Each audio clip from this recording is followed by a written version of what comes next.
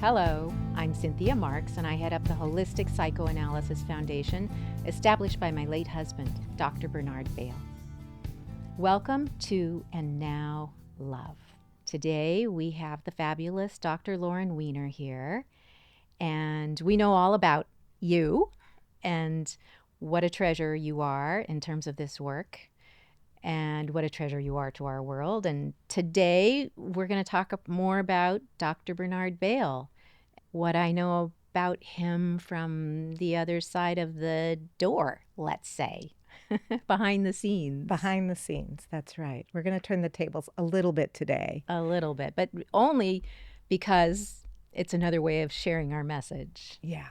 It's very helpful to sort of see who the man was that had these ideas, and to see he is also a regular human being, and his life experience completely shaped how he thought about the psyche, how he thought about human beings. Mm-hmm. You have some interesting stories, and you can add some of, well, at least for me, I knew him in a professional capacity. I have questions. There are things that I'm curious about in terms of how he lived his life. How did his work find its way into his life? How did it inform it? Mm-hmm. And you might know those answers. I have a little bit of information. Right.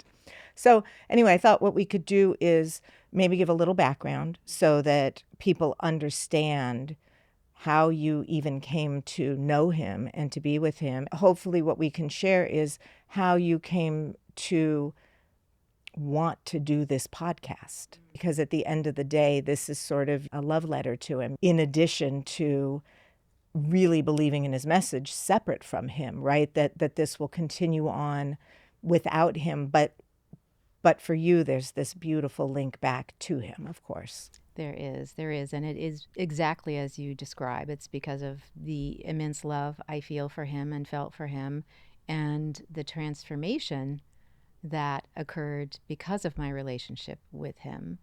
And one of the last things he shared with me was, my darling, if you can carry this work on and move it forward in some fashion, whatever that is, unknown to me at the time, unknown to him, he said, please do it. But if it's not in your realm, I love you still a million times over.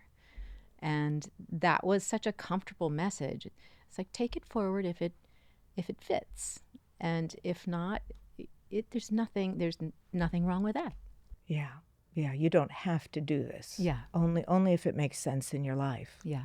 And it does. And I voraciously want to do this. Okay. So if we could, let's go back, since we're always talking about, if you want to understand something, go back to the beginning. So let's go back to the beginning. Maybe you would share a bit about how you came to know him and what it was like to think about entering into a relationship with him. Yes, I would love to. And some of this I may have shared before, but not in such a concise package here. Yeah. So I met Bernard because he hired me to be his interior designer. And I was referred to him by a mutual friend. And she called me and she said, I've given your name to this gentleman, and let me tell you a little bit about him. First of all, he's 92. And I thought, wow. Wow, who at 92 needs an interior designer? Doesn't he have everything he ever asked for? Right. Ends up, no. So I had these weird expectations. I was going to find this man in kind of a beat-up terry cloth robe and some slippers, shuffling around and needing a new kind of recliner or something. I got to the front door, and here was this very handsome, well-dressed man, and he invited me in, and there was nothing less than proper about this. And just looking at him, the very first time looking in his eyes, I was already taken aback. But I didn't even really think about it so much. It was just sort of a... And we walked around his apartment, which was already pretty beautiful, amazing amounts of art. And we went from image to image, and he said, what do you think about this one? What do you think about that one? I didn't know if this was some sort of strange interview or if he was really interested. He was really interested. Part of what I felt or shared was already important to him, unbeknownst to me. So we continued this relationship, this professional relationship, because he did hire me. And we would get together on his days off on Fridays, not every Friday, but the occasional Friday. And I knew nothing about this man other than he was somehow important. And he was a psychoanalyst. And for me, that was a very big word. And I was living my life. I was plodding along. My life was my life. I didn't have any idea that it could be any different than what it was decade after decade, thinking I was growing, becoming smarter, all those things, aging. I began to be super curious about this man. We started to go to lunch together, and I remember thinking, what do I talk about with him? He's so big. I can already tell he's like this Renaissance guy. He knows so much about so much. Of course, he is 92. Yeah. So he's had a lot of time to learn everything that he wants to learn. But he was thirsty constantly for information, for knowledge, for connections. Mm-hmm. I say that now. I didn't know that then. Yeah. So I thought, well, I know he's got something to do with dreams. Maybe I could spark a conversation. I had a dream just the night before our lunch. So I thought, what the hell, I'll share it. I'm going to share that dream. Yeah, please do. So in the dream, we're both very well dressed. I was in my dream trying to match his sophistication. I had heels and a nice suit. And we were walking out of a synagogue. We're both Jewish.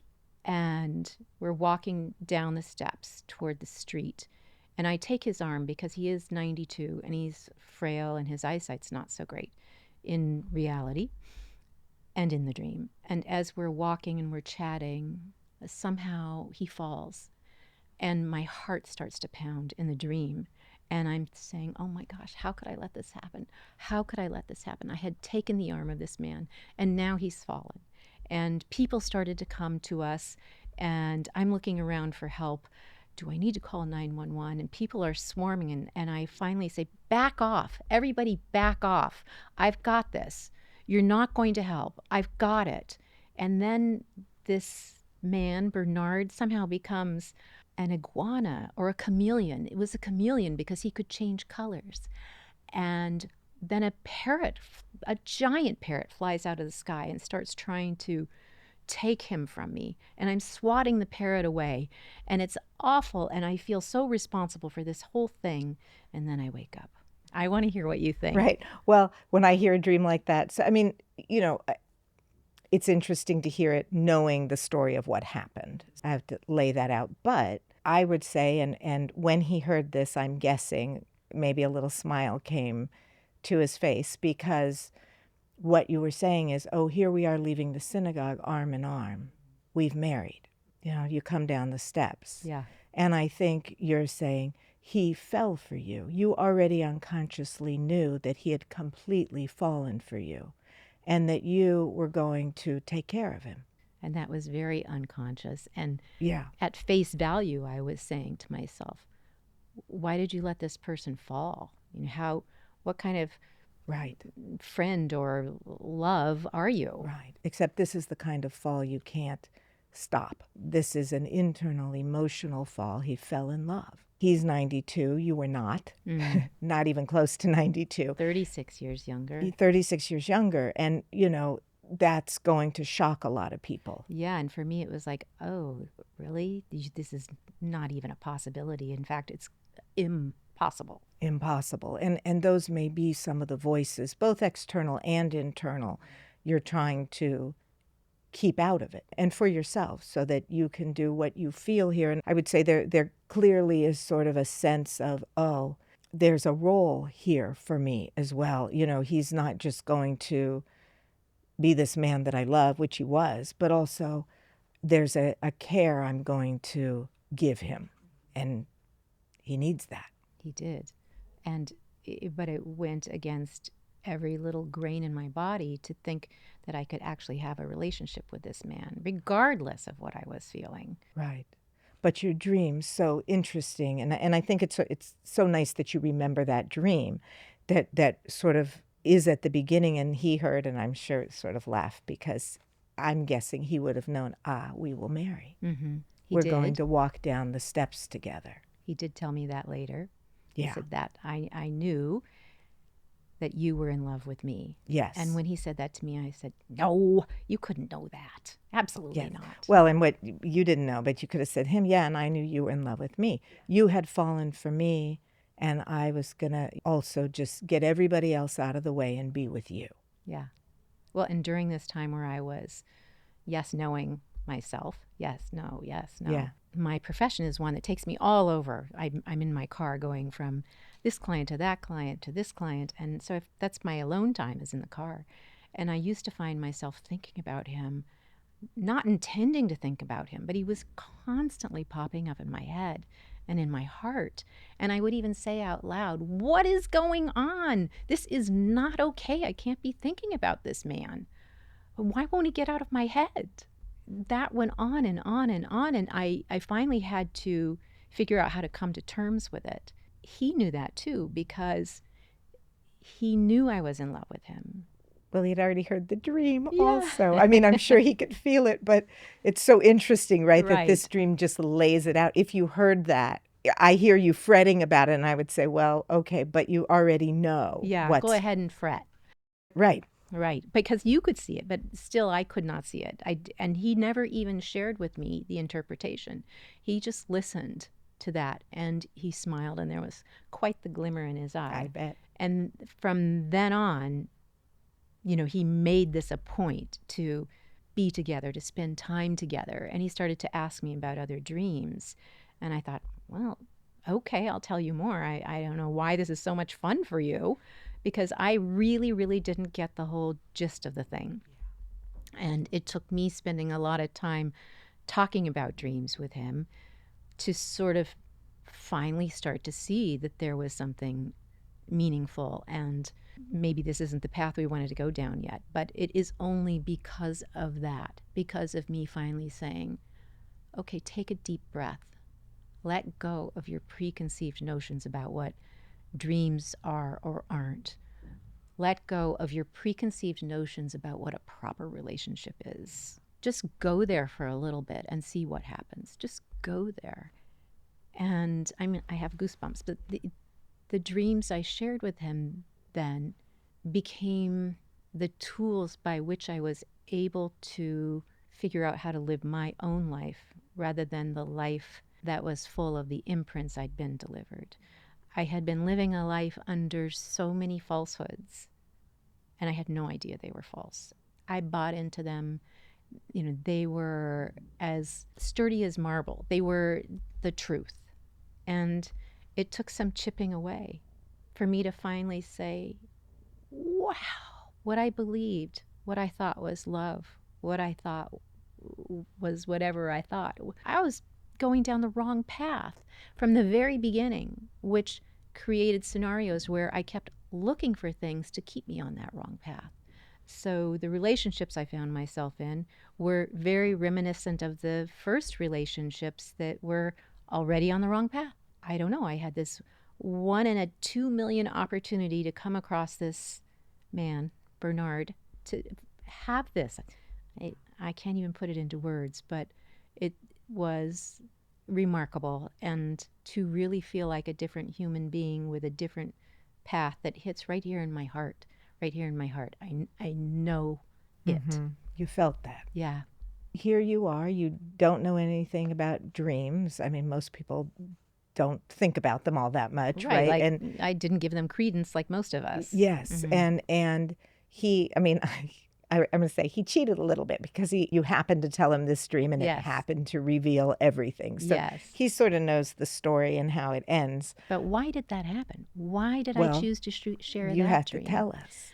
I think that it's because there's an interconnectedness that runs amongst all of us. And, call that love, call that the divine, spirit. I couldn't help but tell him that dream. And because he is who he is, he couldn't help but understand the message. Yeah. And that dream was about the two of us. It was about the two of us. It wasn't about me learning something else about my life. It was about the two of us. And so did he see that? Like, I see. This is what we're going to come to. But Cynthia is so far away from understanding that. You know, as a psychoanalyst, when he's treating his patients, his methodology says, I've got to let my patients come to their own understanding of their lives and their feelings, right?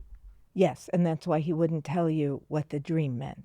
So it could take forever. And here we were at the end of his life. We didn't have a lot of time left. He's up against hoping that you decide to shoo all these voices that might interfere, come between you, right? Away. And all he could do was give me the gift of patience. Yeah. Which must have been so hard for him. And because it was so scary for me, it was jumping off a cliff, and I didn't know what was going to happen at the bottom of that cliff. Mm-hmm. I stood back for a very long time, and I let those voices keep talking to me and saying, you know what, really, you're going to do this? I don't think so. I mean, you're not going to have any more clients. Your kids aren't going to like you. Society's going to shun you. What are you doing? And did any of that happen? Some of it probably. I don't care. My kids didn't dismiss me. I didn't lose. Yeah, your business isn't gone because of but this. The people in the world who think it's yucky or disagree or think it's wrong, okay. Yeah, but I think, you know, as you're saying, that was the bigger feeling inside. Mm-hmm. It was. Right, those are the voices where you go, oh, all these people, all these things come and they might intrude, and I have to keep them at bay. Yeah, and there was my father who passed away, but he's still walking around in my head in a big way. It's hard to dismiss. This is how it starts. Yeah. He may have known how you felt, but the dream also reveals him, right? He falls. So in case he wasn't sure, though I'm sure at that point he probably was, there it is, right? He had fallen for you. He had said that maybe 8 years or so before we met, he had met with someone who was sharing information, probably in an like a psychic sort of. Okay. And he was kind of ready to be done, you know, with trying to find love. I'm too old. It's not going to happen. Who's going to want me? And that person said, stop. There's one more. There's one more chance for you. And he said when he opened the door and I was there, he said, that's her. Maybe it's true, maybe it's not, but it made me feel really good. I think if he said it, he felt it. So. Yeah, he wasn't one to share anything but his own truth. Yeah. I don't think he would do that. No. So, and even, let's say, sometimes he would share his own truth, much to his own. Yeah, that's the other piece of this, right? That you got to see a side of him. I mean, there's a side that understands all of this, is so deep, is so wise, and at 92 has also amassed, just a lot of knowledge and experience about in the world. And also you got to see that he's still a human being. And, I think he would make mention sometimes of, still having nightmares related to the war. So tell me a little, because obviously his great interest is listening to dreams. He's talking about his own dreams. He's thinking about himself in that way. You enter into this relationship. You start talking about dreams and sharing. And so what is this like, at the breakfast table, or where is this happening? I know. So as I said, when I first met him, I gave dreams no credence, really. They're just sort of cute little things that happened during the night. And because dreams were his passion, that's what he wanted to talk about. I get that. And I quickly became interested. He would share some of his dreams with me. And in fact, when we would travel, we would find ourselves talking to each other about our dreams and about our lives. And was there any sort of connection between our lives and our dreams? I mean, clearly he knew from his life's work, but we would find ourselves out for breakfast, and hours later people are coming in for lunch, and we're still there sharing our conversations about our dreams. I mean, he never really analyzed me. We were just a couple in love, and we both ended up having a passion for dreams and a fascination, and they were puzzles for both of us. I love to talk about his dreams with Yeah. him. Even in our waking life, always a little tenuous. Somehow, even though he really knew I loved him, he also felt like I might cut that tie. He was very cute. I don't think he thought it was cute, but we would argue totally okay. Yeah. That was fine. I mean, I had the best arguments with him, and we would be kind of on an equal footing. And sometimes he would say, I think we should just get a divorce, because I think he was afraid that I Would get a divorce. and I would look at him and I would say, that is just not happening. It's not happening. You've got to stop talking like that. And he would smile. He always put himself in a position of having to protect himself. Even like during the war, he never knew what he was up against. He never knew whether the enemy was going to treat him fairly or kill him. I mean, he at so many moments during the war, he had nothing that he could do except rely on the support of the enemy.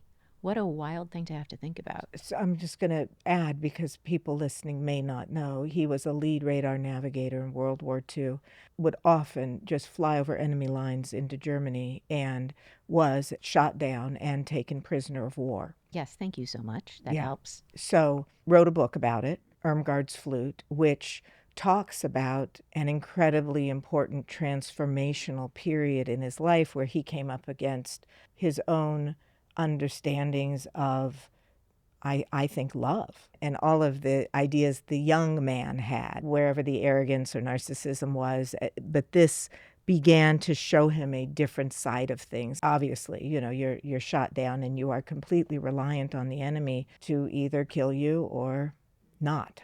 Yes, and he, sort of had the fear almost day in and day out. Is what they're doing for me going to kill me or save me? They're injecting me with something. Is that poison, or is it a vaccine that's going to help me? Are they helping me get rid of my fever or increase the fever? He was at a train station being transported, I think, to this hospital where he ended up, and into Stuttgart, and everyone was screaming at him. The people could see that he was an American and talking about killing him, kill him. And a German officer came over and stopped the crowd and said, everybody stop. This is not okay. Let this man get on the train. And he was very forceful. I think he had a gun or something. And that was a big moment for Bernard. Sort of, they're on opposite sides of this war. They're supposed to hate each other.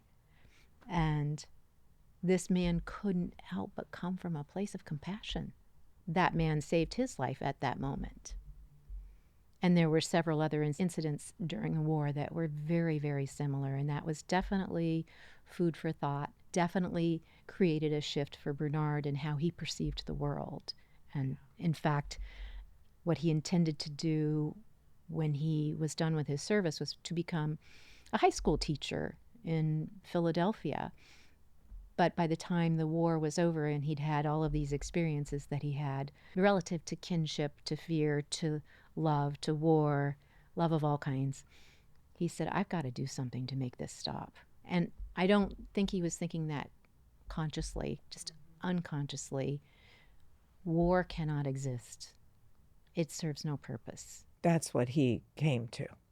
I'm going to do something to stop this. And he became a doctor, and he became a psychoanalyst. And he came up with his theory. And if we can figure out how to address the war, the chaos that we hold inside, we can bring that forward into the world. As you and I were speaking earlier, you can't treat what we see on the outside without fixing the bits on the inside. If we don't know how to operate from true love and empathy, if we don't know that, we can't do that. We're just all, bouncing off the ceiling. Yeah, I think that was a very important peace for him is for millennia, empires come and go. They all fall.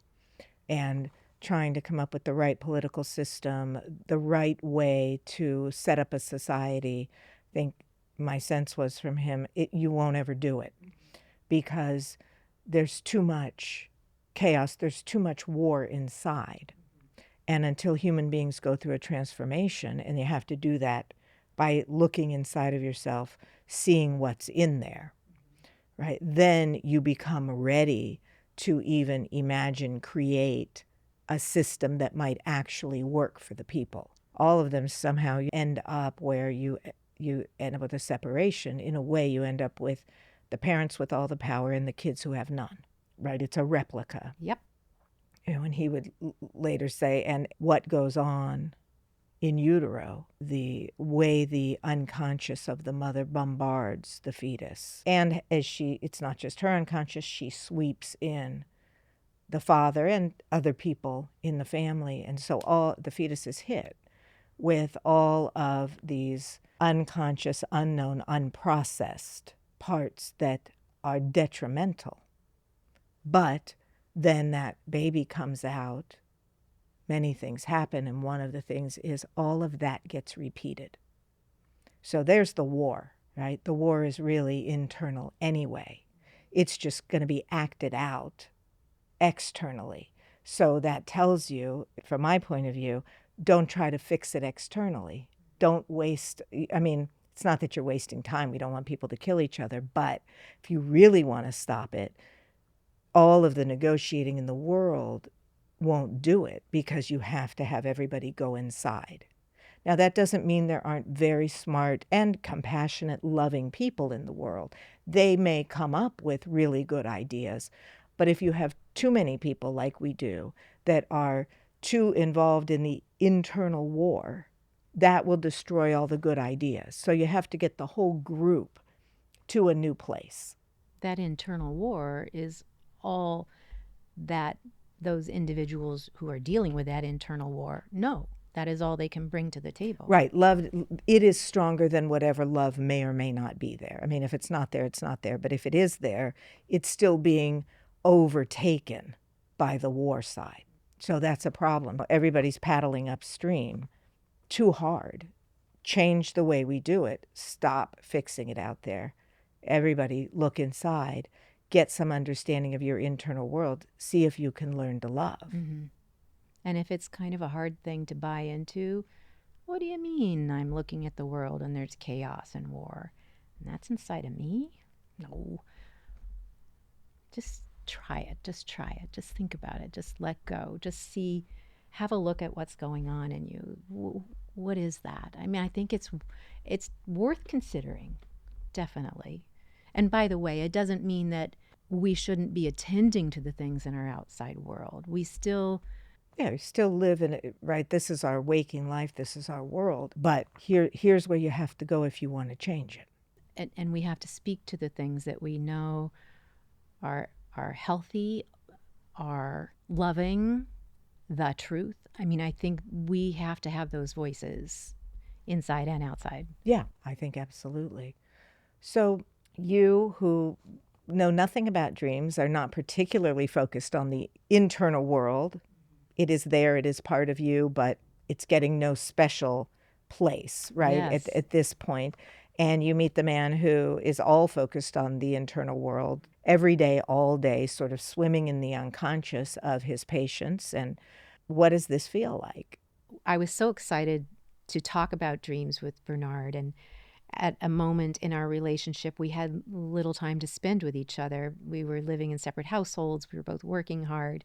And he would say, "Tell me about your dream," in the morning when I was driving to work. And I would say to him the same thing. And he'd say, "Okay, let's think about it and let's catch up with each other at the end of the day." And we would both talk further about those dreams. He wasn't analyzing me. We were sharing a conversation about this thing that we were both so curious about. And did you feel like hearing his dreams gave you this window in, just the way he might phrase things in a dream or the images that might emerge? Yes, I loved listening to what he had to say about his dreams, what he was dreaming about. And, I came to know enough about him, Bernard the man, the stories of his past, what he felt, what his fears were, that I could kind of go along with him in what he was seeing in his own dreams and think, wow, that's so cool. Look at this. There's all this information that's still coming up for him. Yes, right. And I can see connections to all of the stories about his life, about his feelings. So it was intriguing. A lot of people get to have conversations about their dreams when they wake up in the morning, when you walk in and see your friend, or you get to school and, sometimes you'll hear kids say, oh, you were in my dream last night. People get excited about this. So I think there can be a lot of talk about dreams. There is a difference between sort of just thinking about a dream and doing a work of analyzing a dream where you're really going through each piece, thinking about it, and putting a story together that hopefully gives you some emotional truth. That's just a more formal process. Really, at the end of the day, there isn't all that much difference between talking about them, except this formal process. But just talking about your dreams can also be so informative, and it might connect people. Now, you may also be telling people things you don't know you are. I go back to your first dream with him where you didn't realize you were telling both of you that you were going to get married and you were going to take care of him and everybody else go away. Yes. I had no idea. Right. And most of the time we have no idea what we are sharing. A lot of my friends always laugh because we go out to dinner and go, wait, before you tell me your dream. Because, people just talking about it, you just have no idea what you're telling me. I'm just letting you know. But I will happily listen. But people don't know that it reveals so much. And just by sharing our dreams. Right. And so, and I think really maybe for everybody, if we could all get used to this idea that we could understand somebody close to us or even not close to us by getting the deepest communications from them, might be a very interesting world. Definitely something to open our eyes to. I wouldn't have had a podcast that I felt passionate about, say, 15 or 20 years ago.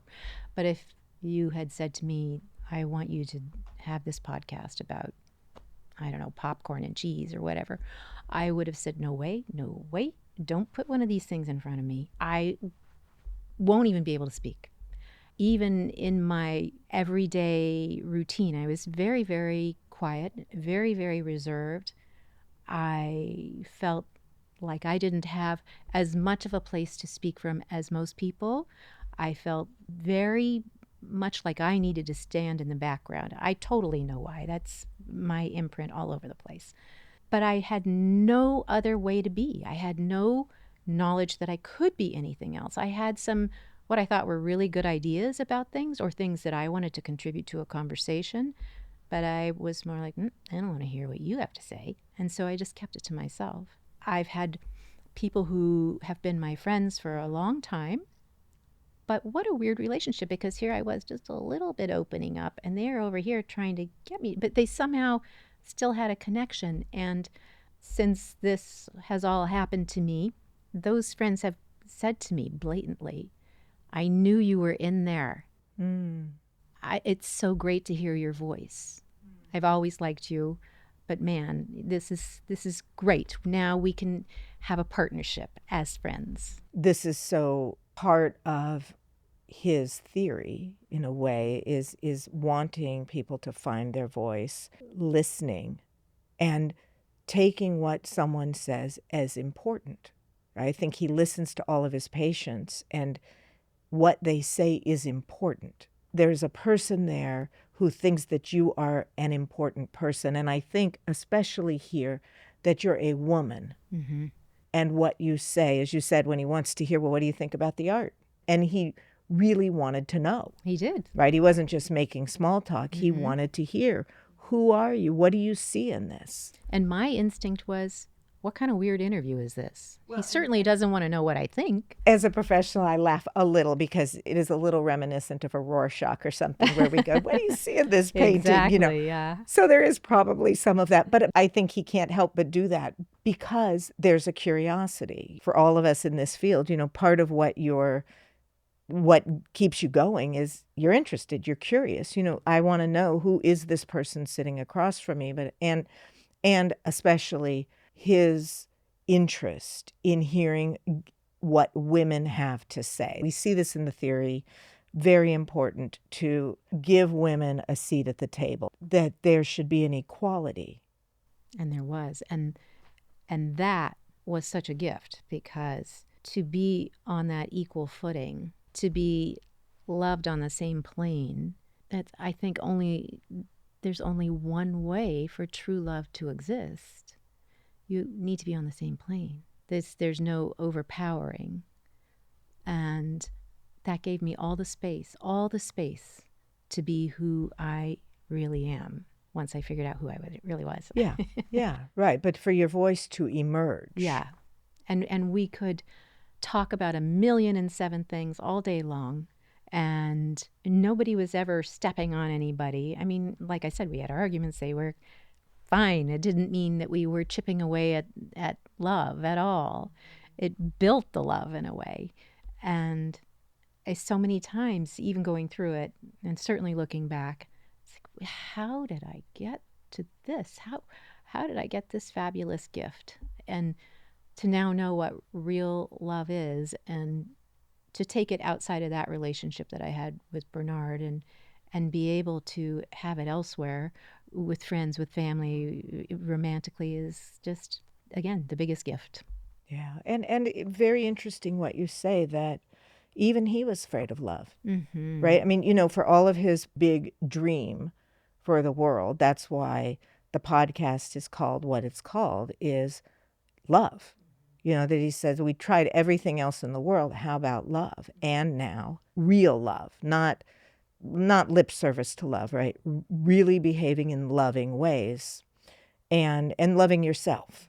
So you have to love yourself so that you can love. So interesting that, even he, human being that he is, right, would have moments where it's, oh, I'm so afraid I'm going to lose you. Maybe I'll just leave first. Yes, I could see that even I could see that Yes. that was a matter of, self-protection.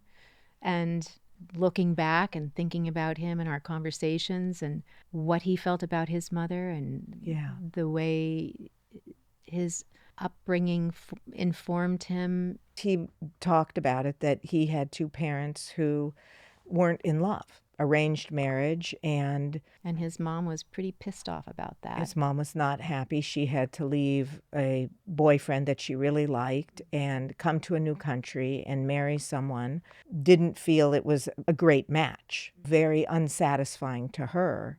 And I think so informs his thinking about human beings. One, that love is very important, and that if you want a happy world, you have to make sure that the people who carry all the children are happy. Because I think he knew, he experienced it, that his mother wasn't happy, had headaches often. Well, her head hurt. This was not what she had imagined for her life. And yet here she was.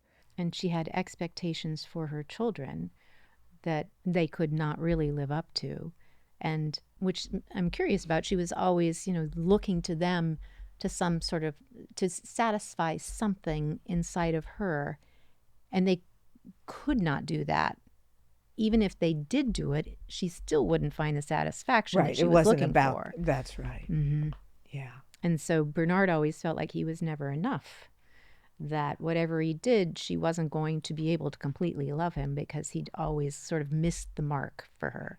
Who can't relate to that, right? That I think he started from a place of going, oh my gosh, I'm watching, my mother is not happy. My father's probably not happy either, because, and they're arguing all the time. So this is a house where I think he had to go find other things that would nurture him. And he did. He did, without really, I think, even understanding at face value what they were at the time. Even as a kid in elementary school, he used to run around the corner and down the block, and he found himself at the synagogue for Sunday school, and they would be talking about stories from the Bible. And he wasn't really a member of the class, but somehow he sat in, Snuck in. and he was enchanted, intrigued, and he went back and back for more. Joseph and the dream coat, and why did that stick with him? And he didn't tell anybody that he was doing this. And it wasn't about being Jewish. It was just about this fabulous source. And he took that with him. Yeah, I think when you look, you read the books, you see the story of the war, you can see where spirit was sort of tapping him on the shoulder. Yes. Then that it emerges as such an important part of his theory that I think it was also, saving him. He had that experience. It was saving him from this really unhappy home life. Mm-hmm. But he didn't realize all of that until he realized all of that. Yeah, so, I don't know that he even realized that until he had written the books at 80. Right, when he started to look back on what his life meant. How did all the parts and pieces fit together? I mean, he had that experience of being so enchanted by these sort of spiritual stories, and he had his experiences in the war where here he is, the lead navigator, leading this plane full of comrades to what he can't see. In one example, there's no heading. They have no way of figuring out where they're going. No way. And remaining calm so that none of the other men on the flight understood the despair, and somehow finding his way. All of a sudden, he knew where to go. He said spirit talked to him and gave him the heading. Yep. But he didn't know that at the time. Right. But obviously that made a mark on him. I mean, he managed. So he had all of those moments, and I think it was when he felt this great desperation because he wasn't feeling personally that he was making any headway in his own life. He had a full roster of patients. They were discussing dreams. He was helping people become healthier, but yet he didn't feel like he had all the tools he needed. And he found in his own therapy that the tools weren't there. He had these wonderful conversations with these fabulous, renowned analysts, and he adored his time with them, and he learned so much, but it was, in his opinion, mostly intellectual. They didn't ask him how he felt about experiences in the war. They didn't ask him about the trouble he was feeling in his love life. It was intellectual, he said, and that worried him. He said, how am I going to give what I need to give to my patients until I figure out what I need? And that was scary and depressing and difficult. He had to sort of unwind everything, undo everything, start with a blank page. I don't know. I think that may be a connection to spirit too. Well, and I think it is, sort of another echo, right? Okay, I can't find what I need at home. I have to go look someplace else. This is despairing. But then I find something that gives me a glimmer of hope that, right, you really feel is exciting or has meaning. Later, you're in the war and you think, oh my gosh, I am terrified. I don't know a heading. I don't know where to send the plane. And all these people I'm responsible for. And a message comes and pulls you out of the darkness. And I think when he was despairing later, professionally, do I kill myself? Really, what do I do? Where is this going? I don't, and you have no direction. You're unmoored, yet again. And that was a big consideration for him. Do I just do myself in? And people go, oh my gosh, how is he's saying that? But yes, he I think really went there. Doesn't look like it on the surface. And if you met him years later, you would go, oh, this man would never. He must not know anything about that. But I think he did. And the feeling, too, of strongly considering that. Yeah. stuck to him. Even in our time together, I could see that for him to say, I got to that kind of depth of, or that kind of vacancy in me, in my soul, where I thought that was my best option. That's big.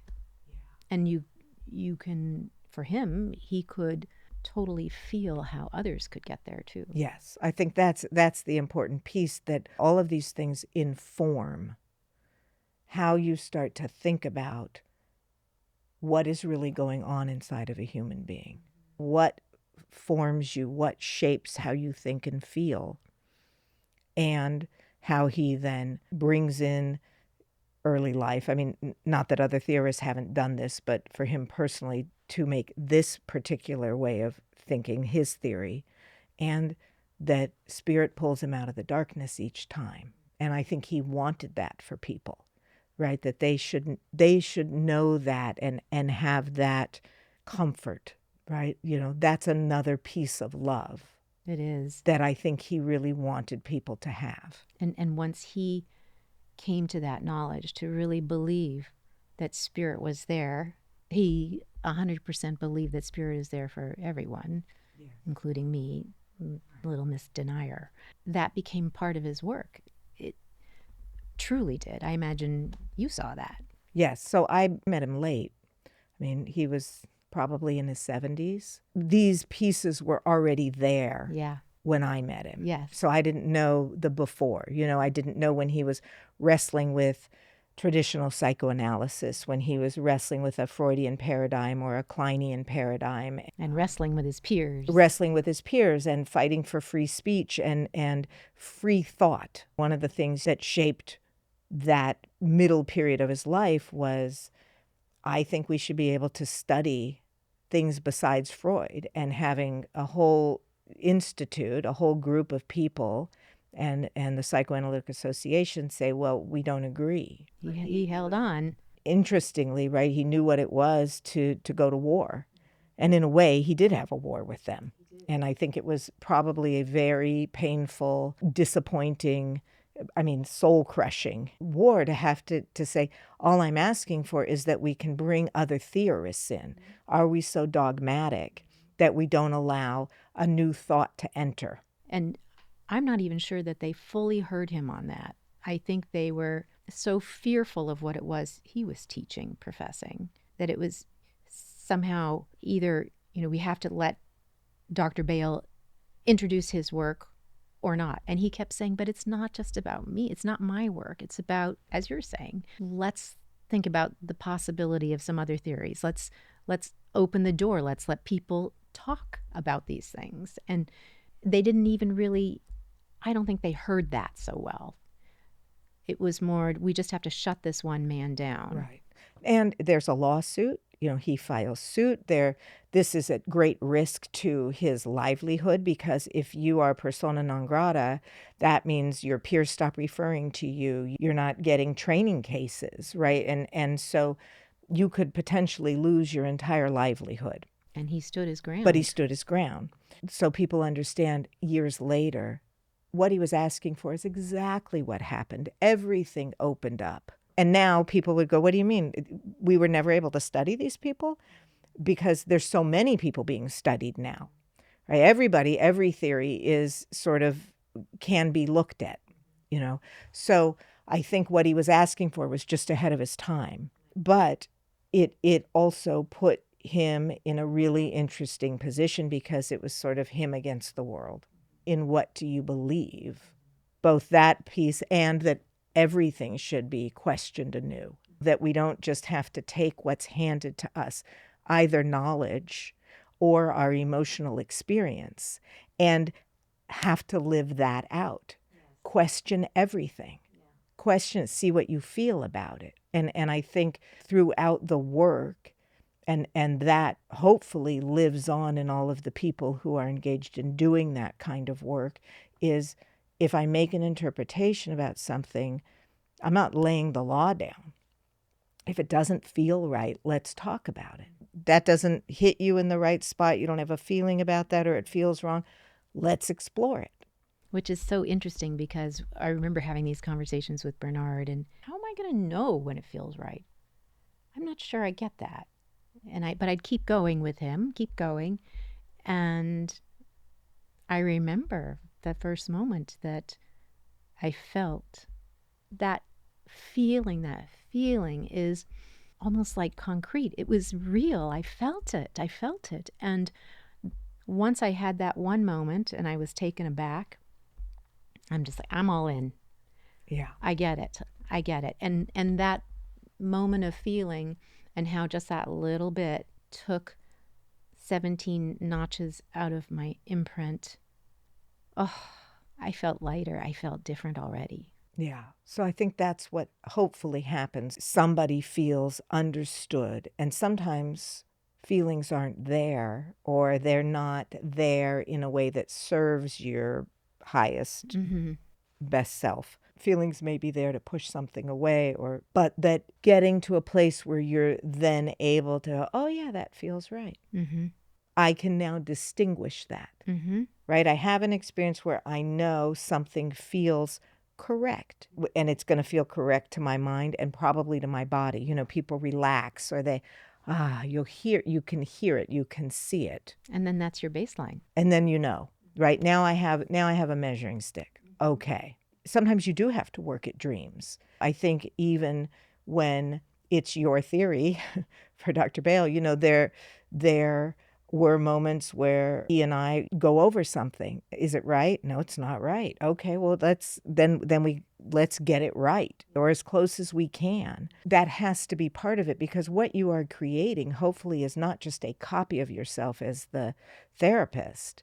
You want to help somebody become a separate individual person with their own feelings for what is right or not right for that particular person's life, not what's right for my life, right? Now, obviously, we all should have things in common that are good for us and not good for us, but personally, on the personal level, that person has to begin to be able to feel his or her own self and life.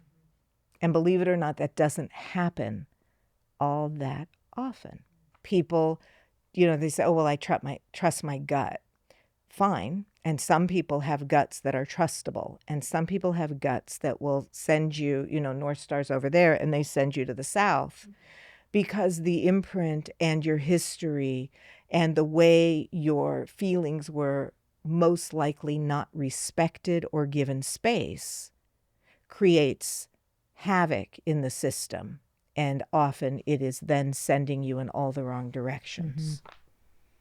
Well, even up until recently, and I've shared this before, my father's voice has been in my head for every decision I had to make. And there was a moment where I heard my father's voice when I was deciding something, and I said, all right, let's wait here. Wait a minute. Why are you doing this? I don't need you in my head telling me what to do. Obviously, I put him there. Right. And I said, why don't you just back pipe off? down. Yeah. Never again. There it is, right? And chances are Dad was not going to make a decision for you, meaning you're just going along. We're talking about the dad's voice in your head that's going to, what about this? And don't do that. And why would you, do this? And that may make a good decision for him. It may make a decision that keeps you attached to him and living for him. But chances are that's not going to be the right decision for you. Yes. And freedom in your life. In my life, for me, I am stronger than my dad. I am stronger than my dad. That's right. You are the expert for your life. Yep. He's not. And go back to that dream you told us about the meeting. I mean, that is even evident in that dream, is I'm going to have to shut a lot of voices down. In order to find my way. In order to find my way. Yeah. And in order to love this man. Yes, that's right. And that was your path. The path was together. I am curious if he talked to you. I know he talked professionally about this, and it was all in his work, but what are the dinner table conversations like about where the world is going? So even before we were where we are, Bernard passed away almost 5 years ago, 4.5 years ago. Yeah. He always said, we talked about sort of the political climate in the United States and around the world. And we talked about how did we get here? What's going to make it different? And he said it clearly has to get a lot worse before it gets better. It clearly has to get worse. People haven't been put to the ultimate test. They still don't understand what's at stake.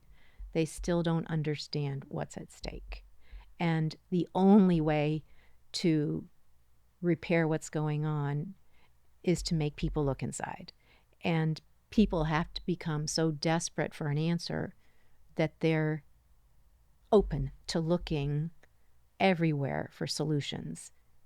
And I'm beginning to see a glimpse of that. People are desperate. People are thinking, how do I make a dent? How do we change this? This is super scary. It's not just scary in the United States. It's scary everywhere. And maybe I need to look at myself. If I think about the things I can do outside of myself, I can, and these are all valuable, I can write a letter to my congressman. I can protest. I can send a check to support something, things that I believe in. But maybe I can also look inside myself. Maybe there's something I need to learn about the way the world operates, but I can't learn that until I know how I operate. So that as we said earlier, that was a big topic for us, in that what's going on outside is happening inside, and we've got a long way to go before we figure out how to straighten it out. And one of the things we want to do here is like put the pedal to the metal, because we need to get busy with this looking at ourselves. It's interesting to me because in a way, no matter what one's political orientation is, there seems to be a sense that it isn't going right. Political parties come and go, and my guy's in, your guy's in. That's almost the thread that connects us now. Yes. It's not going right. That's right. Right. So it's everywhere. And it seems to point to the idea that maybe this isn't external. If everybody's feeling it and it isn't, right, and it's global in a lot of ways, maybe it's really calling on human beings to get a new way of thinking about these problems and a new way of seeing ourselves, a new way of thinking about who we are and what we might be capable of. Not in the negative direction. We see a lot of that. What about in an expansive, elevating way? And how do we get in touch with the love and spirit and all of the things that would nurture us and lift us up? Where do we go? Well, we have to go inside. And when you get to that place where you're really lifting yourself up, you can't help but lift up those around you. Yes, I think that's the beautiful piece, is it emanates, right? This impacts everything. This is the ripple from the stone in the pond, if you will. So when he said worse, did he say? Like how much time? Or well, how bad? I say that a little bit knowing that I had asked him that a lot. Where do you see it going? What do you think is going to happen? His point was, you really have to feel it. The average person, I think we're seeing it, right? It's not just that it has to be hard or uncomfortable. It has to kind of push you in a way that you haven't been pushed before, where you feel you might lose something. And maybe that makes everybody go, wait, what are we doing? What are we really doing? All right, so what? We're going to argue with each other, and I'm on this team and you're on that team, and what? Blow the planet up? Right. Because we can't now figure out a way to talk to each other? Doesn't seem to make sense. His feeling was that we each had to really almost tangibly feel like we were losing something. Yes. And to the point where you feel like you have no control, or you see that fear is just, if you're not afraid now, it's just around the corner. And when you start to feel this kind of panic, like maybe there's no turning back, we've reached the perfect storm, I think he sees us stepping in before we're completely out of control. Okay, so like we have to to the almost edge. come to the edge. Yeah. Now, I don't know if we can start right now as Right. individuals Avoid the edge. helping ourselves figure out who we are, as sort of helping that process along more quickly. But I sure want to give it a try. At the very least, it puts an idea out there. Yeah, I sure want to come at this world from truth, love, empathy. I mean, for me, that's the only way to make a difference. And really seeing where, even if you think you are using those, right? Because I think a lot of people say, but I'm very loving. You know, I love all kinds of things. What we have to be looking at is, are your actions loving? And what do your dreams show us, right? Because the unconscious, the dream will show us, well, wait a minute, do you think it's loving? And maybe it isn't. And I think that goes for a lot of our politicians for years. This isn't right now only. This is historically, and look back at all sorts of societies, you know, different countries, different empires, and were people really being taken care of in a loving way by the people who were in charge. Those people with good intentions. With good intentions. And many who may say, well, I'm doing this for the country, I'm doing this, sure. But all those people have an imprint. All of those people are carrying unprocessed, virulent parts that may intrude upon, even if you can have it, the idea of loving, the idea of taking good care of people. So part of this is untangling, giving people just the idea that, okay, wait a minute, sometimes even if intellectually you think you're on the right path, we really have to check that. We all have to check it within ourselves and go, well, wait a minute, let's check this within ourselves and see, is this really loving? Am I really doing the best for myself and those around me and the society at large? And have you figured out what love really feels like? That's it. And what is love really? I mean, love is one of those things that is just given so much lip service. I'm loving, I love you, I do this. Well, okay, but then what behaviors go with that? You say that, and then what? Right? You know, do you just say, I love you and don't bother me? Let me keep doing what I'm doing. Don't intrude on it. I don't have to change at all. And in fact, saying those words might get me off the hook for a while. It might do a lot of things, right? You won't blame me. I don't have to be responsible for anything. I love Just you. know I love told you. I love you. That's right. And I think that is ubiquitous. You know, but then it's, all right, wait a minute, but are you behaving in a loving way? Do you even know what that is? Were you ever treated with love? Really? And I think most people might be much like I was. Of course I was loved. Of course my parents loved me. Of course I had a great upbringing. Of course. Not so much. And I think that's what, in a way, everybody has to come to, that we have been sold this idea that everybody's loved. Oh, you got hurt, you're loved. And he would say, no. The evidence shows it. Because the minute you start looking at people's dreams, and this may scare people, then they won't want to look at their dreams, but trust me, it's worth it. You see where love wasn't. And wherever you don't have love, you have pathology. So wherever love is missing, what's going to fill it? Not love. So wherever in the personality and its makeup and the design and how it's all put together, there isn't love.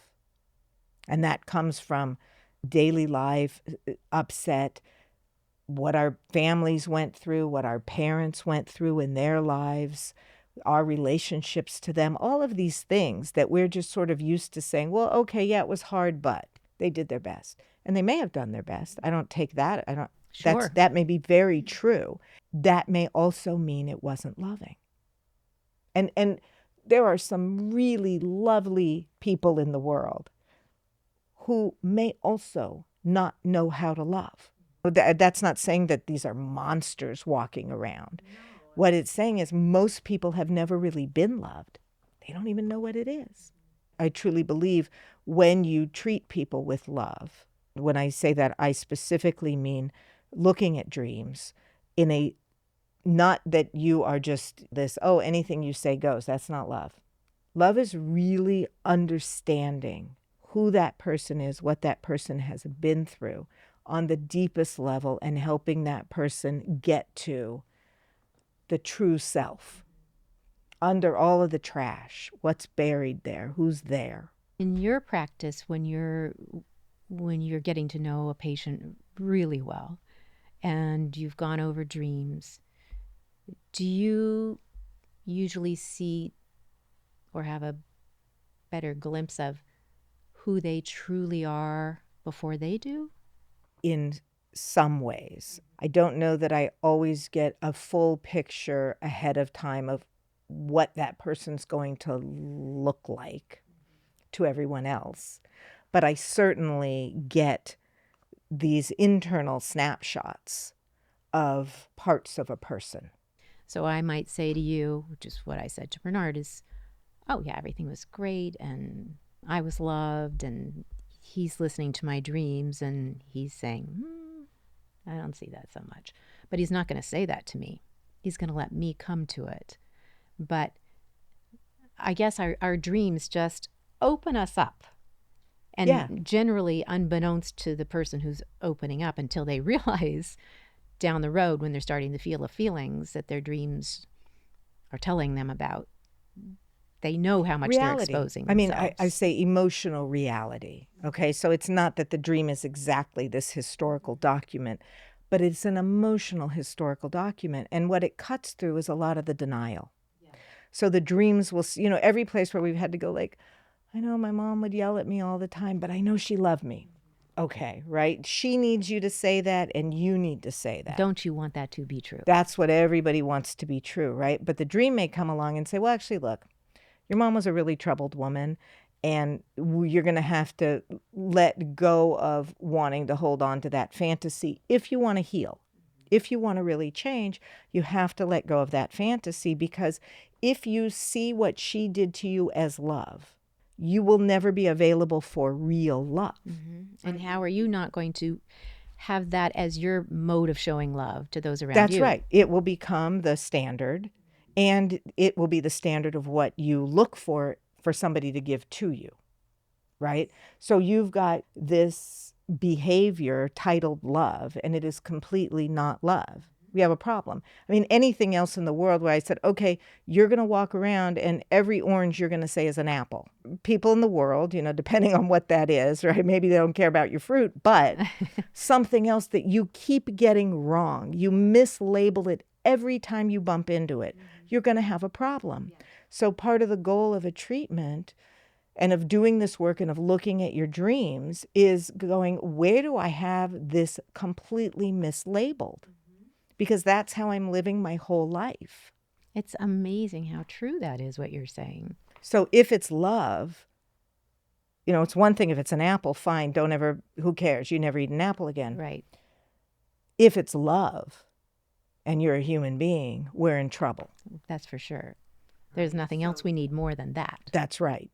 This is one of the critical pieces you're doing. And until you get to the truth of the story where you can go, oh, we can call what my mom did a lot of things. Sometimes it was abusive, sometimes it was friendly, sometimes it was thoughtful. But what it wasn't was consistently loving. If we can get that truth, and you can feel it in the heart and know that, then, right, and that becomes, oh, that wasn't love. Oh my gosh, all right, maybe I don't have to chase that down in the world as an amazing thing I have to have, right? Then you get some change. But it requires knowing the truth of what you had. And given our propensity as human beings to deny the ugly parts of the people we depend on most, our caretakers, and say, oh no, it was just, but they did it for love. Well, then we're all backwards. We are. And so here we are. And here we are. I tried to prove to Bernard again and again that this particular relationship that I thought was 112% love that I was involved in early in life as a teenager, I so bought into that. And that relationship was my directive for all of my subsequent relationships, which pretty much would fail. I kept telling him this, and he never denied that. He never. He didn't argue you out of your No, position. no. I mean, it was just us having conversations. And my dreams became this thing, and maybe he helped steer me near here now that I think about it, because he gave me a place to talk about this thing that I was so enamored by without judgment. But my dreams had me basically often like in a yard where they might keep junk cars, chain link fences around, locks rattling, and then like wild animals running around in there with me. And I was always near death. I always had to be as quiet as I could. There was no way out, no way out. And he eventually connected that, and I can't even go into all the interpretations, with my experience. And, said, well, what if it's this or what if it's that? And I'm like, nah. But my dreams didn't stop going down that kind of fearful path with these giant animals and locks rattling and cages. And I finally opened my mind to what he was suggesting. After not too long a period of time, I got it. This thing that had shaped all of my romantic relationships was just nothing but a farce. It was a cage, right? You were locked in and terrified. Yeah, and that was devastating to hear. Devastating to hear that I had continued to live this lie for decades. And on the other hand, so refreshing. That's putting it mildly. So enlightening and so freeing. That's it. It was so freeing. I was no longer locked up by that thing that I thought was reality. I totally thought that was reality. I look back now and think, isn't that amazing? It's as simple as the apple and the orange. I'm calling an orange an apple. It is that to me. And to everybody else, it's like, okay. So that's what we're looking for, is help to get emotional clarity so that you have a chance, a shot at going in the right direction for yourself. So you're not locked in a cage with ferocious beasts going, oh, this is love. This is totally love. Doesn't feel very good. I'm frightened. Doesn't matter. We'll call it love, and that's okay with me. Yeah. And even looking back at the reality of that relationship, it felt like that. I was frightened all the time. But yet I called it love. So I just want all of us to be careful about what we think the truth is. Yeah, well, and this may be where humans are going, that the more we can look inside. Let me be very clear, because I think a lot of times we get what we think are emotional truths. It felt like an orange to you, right? Nobody was going to argue you off of that. And so we've got this big problem, which is, but we're saying your feelings are not always right. And if we don't get the trash cleaned up inside of you, you don't know where you're wrong. And that's, really important. So that if we have all these people walking around calling apples oranges, how are they going to put together a government that does the right thing? They don't know what the difference between an apple and an orange somewhere in there. Yeah. We don't have enough of those people, in my opinion. Enough people who can say an apple's an apple. Right. It's overwhelmingly the other. Yes. That we can then make a system of government that serves the people, that is loving. If you don't know what the apple is, how do you make a system of government that is to hand out apples? It can't happen. And that's why he said it, and it resonated with me. That's right. Yeah. That's right. If the psyche has things too confused, you cannot make a good system to live under. And as an aside, but an important one, let the women in the door. Stop shutting them down. Yeah, that was his other big point, was that historically the silencing of women, the putting women in a one-down position, always not inviting them to the table. You can't have a world that is loving by definition, if you are doing that to half your population. Right. And this is a message to men and women. It isn't just about women. Men are not going to do a better job in the world moving forward unless they figure out how to let women in the door and stop putting us back in time. We just took 27 steps backwards. What does going backwards do for us? Even in a theory where you are always referencing back to the beginning, to the start, you aren't going backwards, though. We have moments where things are regressive in a treatment. We may feel feelings we felt from an earlier time, but you are not regressing, meaning the idea is not to actually take you back to being a baby. You are still an adult. You are still here in the present time.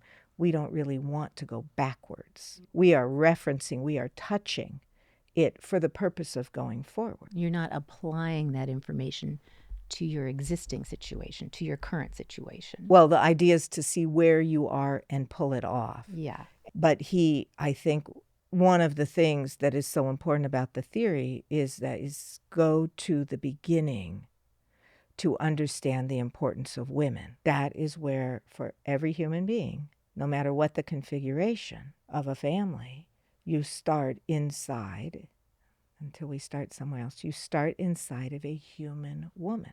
There's no ifs, ands, or buts. This is how, at the moment, this is how the biology works. Mm-hmm. So that means, why would you not want to treat the person that is responsible for bringing in the next generation with at least as much care as the people who don't bring in the next generation?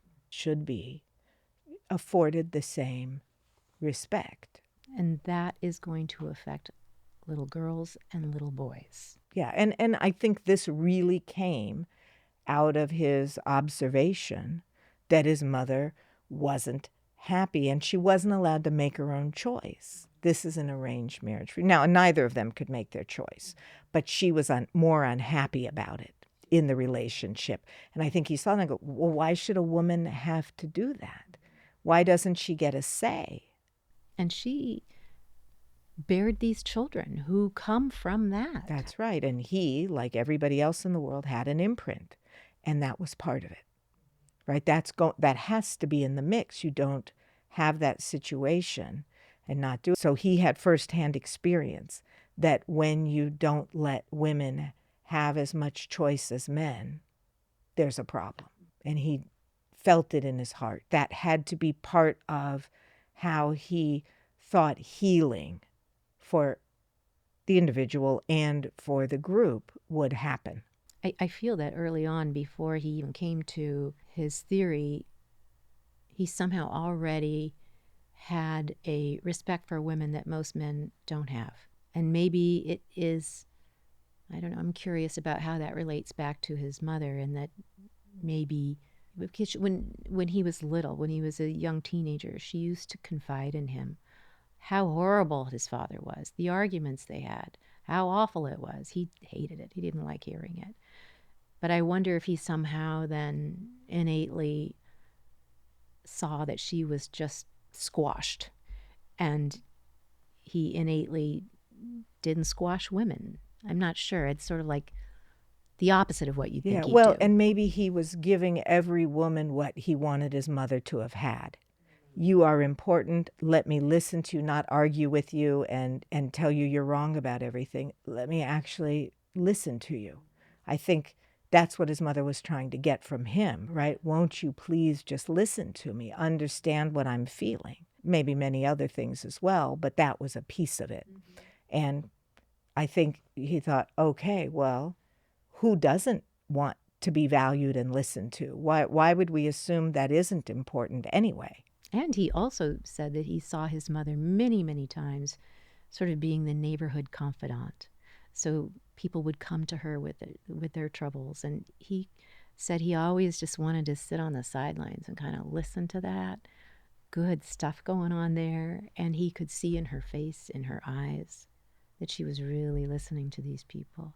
And the same with her mother. Oh, interesting. So he's in the line. He's in the family business. Okay, well, it at least gives people more of a sense of how you ended up wanting to do a podcast that carries his work on. Oh, thank you. Yes, I am so thrilled to be here. And I'm a bruised apple. We should all strive to be bruised apples. That would be good. I'm not exactly an orange anymore, but I'm working toward being a pure apple. Right. But, it's a lifetime, and bruises are A-okay. Yeah. Thank you. Thank you so much for letting me share Thank this you for with sharing so much of the story behind the scenes. It was fun. It's fun. Thank you very much for listening. Come back again soon. We have more to talk about. Bye for now.